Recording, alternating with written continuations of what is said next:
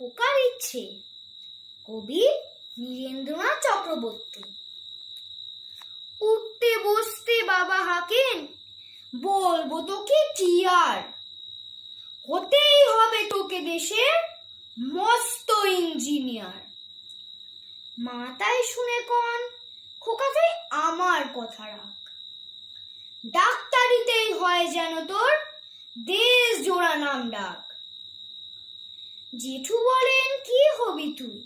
আমি সেটা জানি, তুই হবি এক নোবেল জয়ী বিখ্যাত বিজ্ঞানী।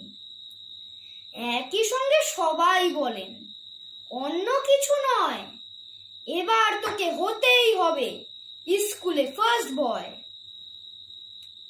আমার ইচ্ছে ঘুড়ি ওড়াই, লাট্টু ঘোড়াই, আর ক্রিকেট খেলি, সাথে করি মস্ত দিঘি পার।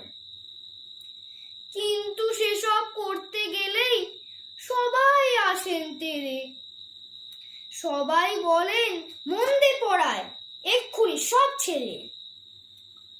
কি আর বলবো, এখন আমার অবস্থাটা এই, লেখায় পড়ায় দিন কেটে যায়, কিচ্ছু খেলা নেই।